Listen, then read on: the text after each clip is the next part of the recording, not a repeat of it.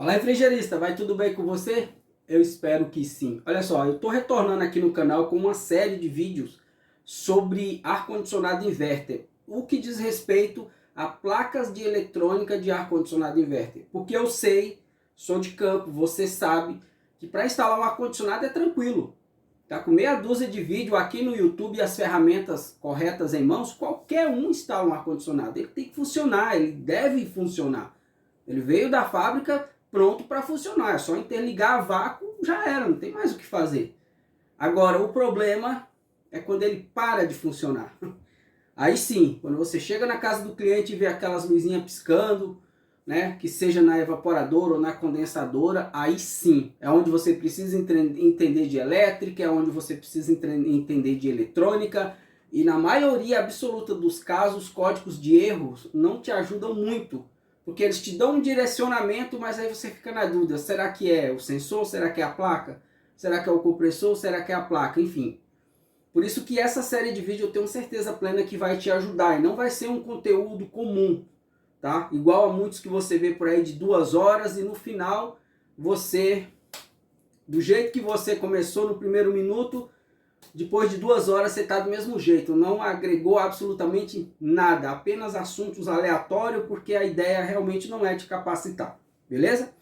Não sou hipócrita, tenho um curso de reparo de placa, caso você tenha interesse o link está aqui na descrição.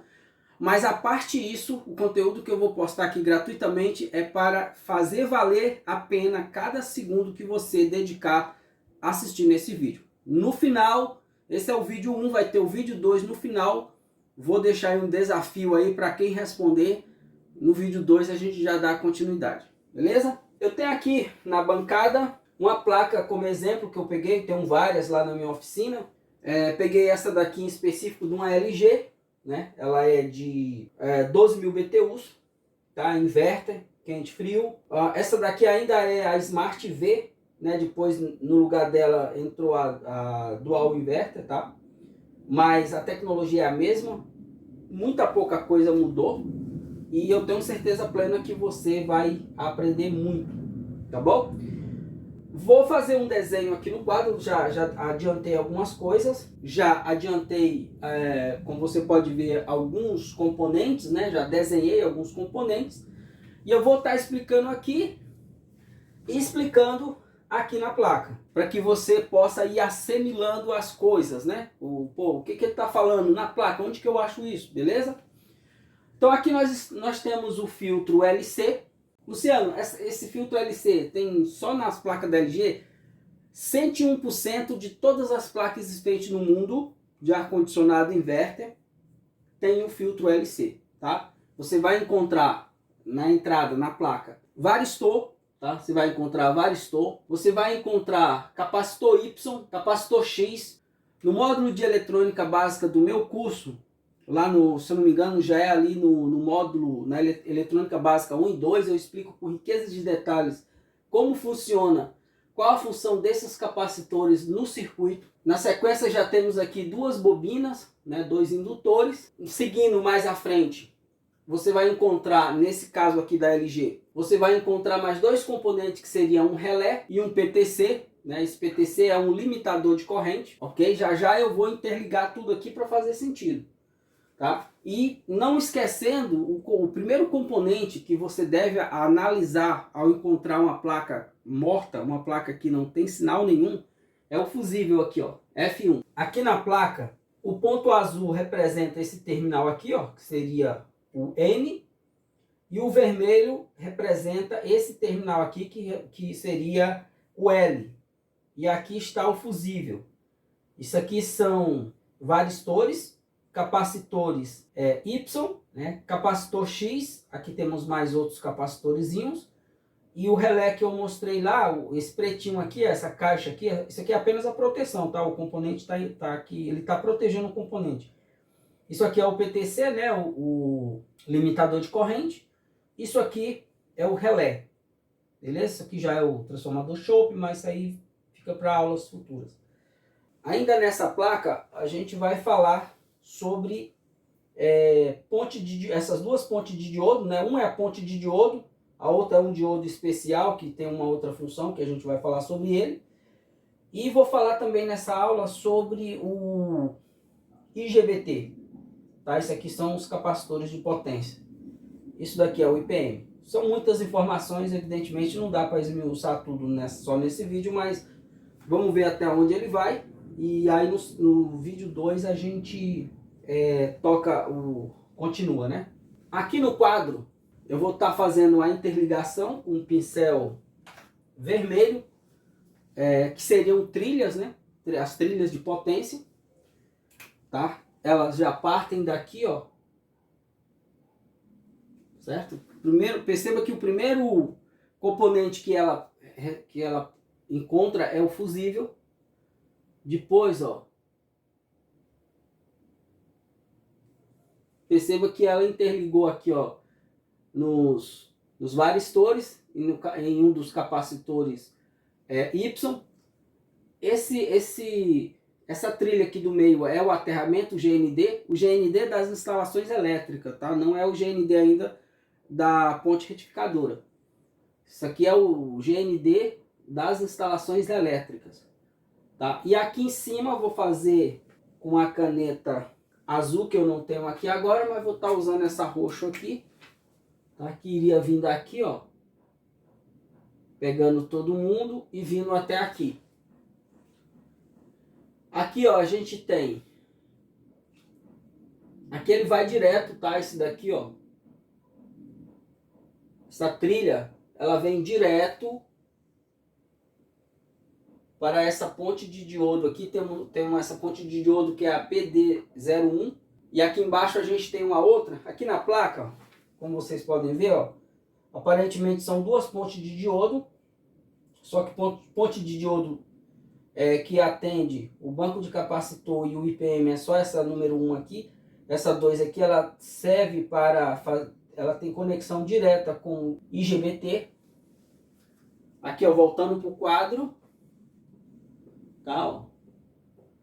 Vou até fazer diferente aqui, ó. Aqui. Tá cruzado, né? Um para lá.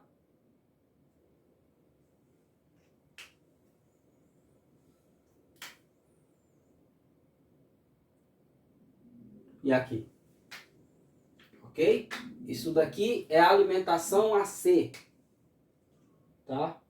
Que o neutro tá vindo aqui, ó.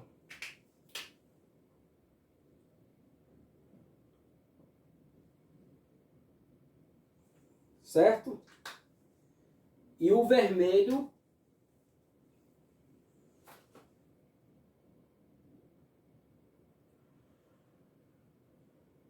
vem daqui, ó. Por quê? Porque aqui, ó, é o reator, tá? Aqui, ó, nós temos a seguinte situação, ó. Vem pra cá, vem pra cá. Vem pra cá. Já já eu explico o funcionamento disso daqui, tá? Esse outro bloco aqui, eu nem sei se eu vou falar dele agora, porque aqui são os dois conectores da válvula reversora e do ventilador, que nesse caso é 220. E ele tem dois relés, evidentemente, comandado pelo microcontrolador. E é claro que aqui o microcontrolador não controla eles direto, né? No meio do caminho, a gente tem um outro CI muito utilizado nas placas de ar-condicionado, que se chama ULN 2003, tá? O microcontrolador envia sinal para ele e ele aciona os dois relés para ligar as válvulas aqui, tá? Mas vamos por parte. Primeiro vamos entender isso aqui. O que está acontecendo aqui? Olha só. Na placa, nós temos esses três terminais. Tem mais um que seria a comunicação, mas para não bagunçar aqui, eu nem coloquei o módulo o bloco de comunicação. Mas aqui a gente tem o terminal N e o terminal L. terminal N vem, passa pelo indutor na placa, seria esse daqui, ó. Deixa eu só ampliar aqui para vocês verem. Perceba que são duas bobinas, tá? Tem uma do lado de lá na fase, na trilha N, e a outra do lado de cá, na trilha L. Beleza? Voltando aqui no quadro, ele tá aqui, ó. Ok? Eles são separados. Lá parece que é junto uma bobina só, mas não é não. Tá? Tem um aqui e tem outro aqui. Tá? E aqui tem um capacitor. Como é que funciona? Energizou a placa pela primeira vez. Tá? A corrente, essa corrente, o L, passa pelo fusível. Vem aqui, ó. Vem aqui. Quando chega aqui, o relé ainda está aberto. Porque propositalmente a corrente precisa passar pelo PTC, como eu já disse, ela é o limitador de corrente, por conta desses capacitores de potência. Aqui na placa seriam esses dois aqui, ó. Tá? Porque o capacitor, não sei se você sabe, mas está lá no módulo de eletrônica básica, onde que eu falo sobre capacitores, que o capacitor, quando ele está descarregado, ele se comporta como um curto. A corrente é altíssima, então se não tivesse aqui um limitador de corrente, essas trilhas não iriam demorar muito para poder romper, né? Elas iriam fritar praticamente. Então por isso que toda placa, sem exceção, tem que ter um PTCzinho. Então nesse primeiro instante a gente chama esse componente aqui de pré-carga. Tá? A corrente veio, passou por ele, ó.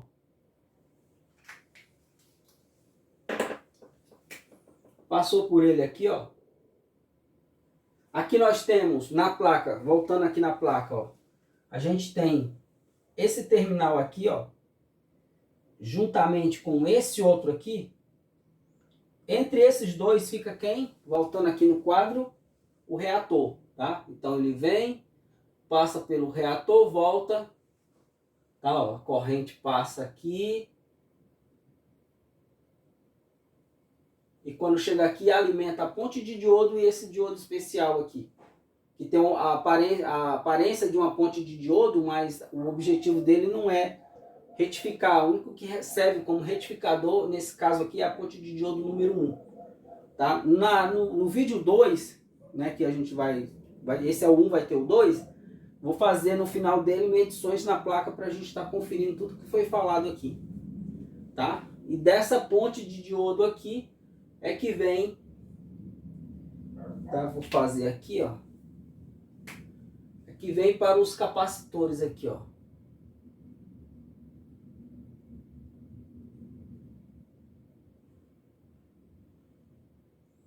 Tá? E daqui dos capacitores,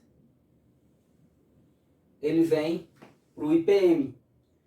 Tá? E daqui desses mesmos capacitores, ele vem também aqui, ó. Isso aqui é o top, né, que é o CI, chaveador do transformador choke, ó. Ok? E aqui temos o terra, né, o GND. Aqui, ó. Beleza? E aqui no secundário tem as tensões de 5 volts, 15 para atender os relés e tal. Legal. Mais uma vez, depois quando eu for mostrar na placa, vocês vão ver isso com mais clareza. Mas percebam que aqui, essa ponte de diodo, a alimentação AC, alimenta as duas aqui. A ponte de diodo e o diodo especial. Só que aqui tem um detalhe. Essa ponte de diodo, ela vai para o banco de capacitor e atende o IPM. E atende também, nesse caso aqui em específico, a região aqui do transformador choke. Agora, esse outro diodo especial que tem o formato de uma ponte de diodo, ela é exclusiva, aqui ó, exclusiva do IGBT, ó, daqui do mais, ó, ela vem pro coletor do IGBT, E aqui ele vai ao GND, tá? Aqui, tá? GND, que é esses mesmos aqui, ó, tá? Aqui tem um GND aqui.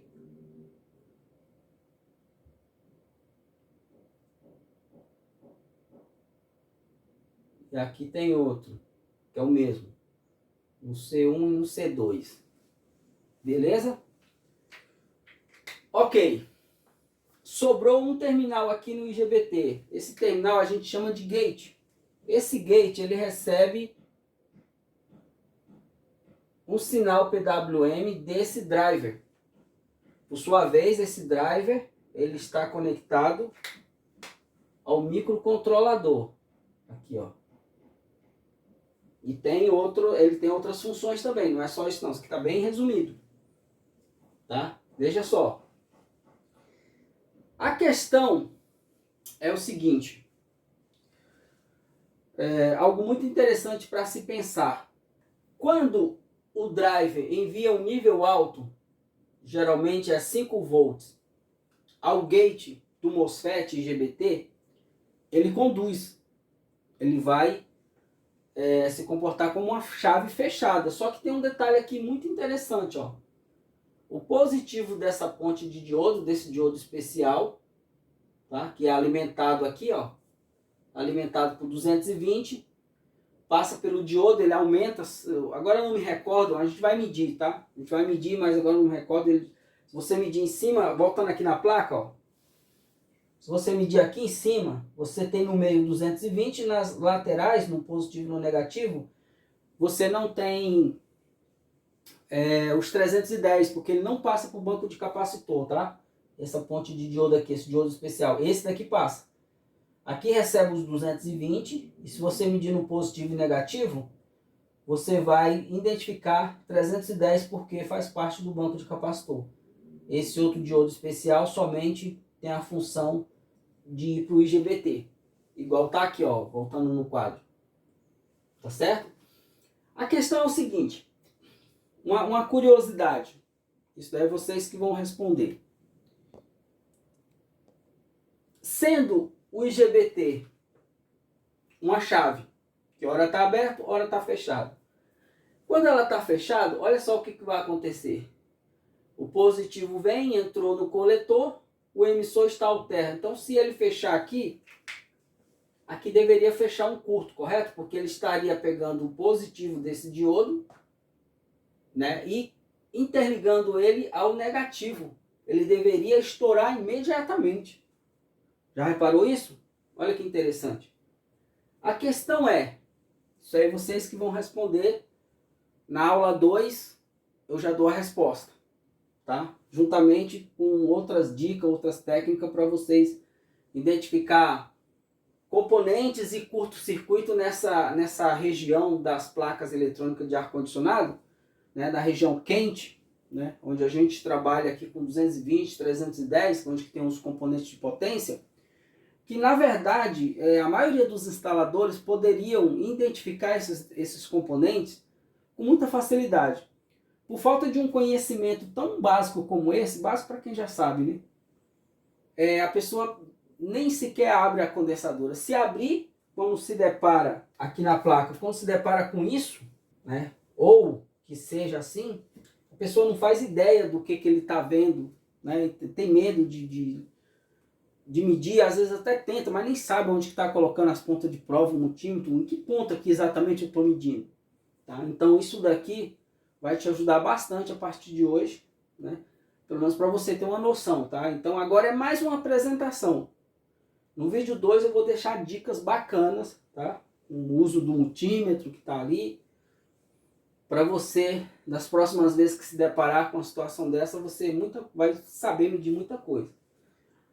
Mas aqui eu gostaria de deixar uma indagação, um desafiozinho para vocês responderem aí nos comentários. E olhando aqui, eu acabei que não concluí esse pensamento aqui, essa explicação, né? Que no primeiro momento, ó, a corrente passa por dentro do PTC e vai carregar os capacitores. Estando tudo ok, sensores, compressor, tudo belezinha, o relé fecha. Daí, como isso daqui é um resistor de certa forma, e o relé simplesmente é uma passagem livre, né, não tem resistência nenhuma, entre aspas, né, em relação ao PTC, e obviamente boa parte da corrente vai preferir passar por dentro do relé, tá bom? Mas no primeiro instante o relé está aberto para que essa corrente passe aqui. Fica uma dica bônus. Se eu não me engano, as placas da Fujitsu ela tem essas configurações, mas da Samsung ela tem dois relés aqui. Tem um relé só para o PTC e um relé que a gente chama relé de potência. Tá? Então ela sempre vai bater o relé do PTC. Mas o relé de potência, a Samsung ela só vai bater se tiver tudo ok. Tá? Se não tiver nada ok, então essa parte aqui só fica sem uma fase. É uma pegadinha que às vezes a pessoa tem dificuldade de fazer teste, porque pô, mas tá sem tensão. Porque às vezes não tem esse entendimento, né, de que aqui tem dois relés. Né? Um bateu e abriu, carregou aqui o banco de capacitor e abriu, e o outro ficou aberto porque a placa está com algum problema. Daí a pessoa não acha a tensão aqui, fica sem entender. Nesse caso aqui não. Sempre vai ter tensão aqui, porque mesmo que o relé esteja aberto, a tensão aqui ela vai passar pelo PTC, tá? Mas se algo de errado tiver e não for possível ligar esse relé, a placa não vai rodar de jeito nenhum, tá? Porque ela não pode ficar rodando com a fase passando pelo PTC. Ela só vai rodar se ela conseguir bater esse relé. E só vai bater o relé se tiver tudo ok. Se tiver faltando um sensor, se tiver com qualquer outro código de erro, nessa parte aqui do IPM, né, ou até mesmo do PFC, que é o reator, o IGBT, faz parte do circuito PFC, ela não vai ligar, não vai funcionar, vai jogar código de erro. Tá? Aqui, ó, a válvula reversora e o motoventilador, que nesse caso é 220, ele não tem feedback. Tá? Se você desconectar aqui, não vai acontecer nada. Entre aspas, né? Se o ar-condicionado funcionar sem um motoventilador, óbvio que vai acontecer algo, mas é uma consequência, não é igual a se ele fosse BLDC, que ele tem feedback, então ela nem ligaria também. Se esse motoventilador for BLDC e ele tiver desplugado, ela também não vai partir. Vai dar erro, motoventilador fora de controle. Tá? Válvula reversora é 220, independente, ela também não tem feedback. Tudo bem? Aí daqui, ó, só pra gente completar, microcontrolador, igual eu falei, ó, manda comunicação pra cá. E daqui vai ter uma trilha pra cá e a outra para cá. Isso aqui seria o circuito de comando. O circuito de potência seria interligado daqui, que eu vou fazer na segunda videoaula. Mas a pergunta que não quer calar é, deixa aqui nos comentários, por que quando o IGBT conduz, interligando o positivo desse diodo ao negativo, por que não fecha curto? Tá? Eu vou deixar para você 3 alternativas. Alternativa A, ele não fecha curto por conta desse diodo que ele é especial. 2, ele não fecha curto por causa do reator. E 3, ele não fecha curto por causa do transformador choque. Tá? Eu vou deixar por escrito aqui nos comentários essas 3 opções. Esse diodo especial, o reator e o transformador choque. Por causa de um desses 3 componentes que quando o IGBT conduz, interligando o positivo ao terra, não fecha curto. Tá? Para você responder aí nos comentários.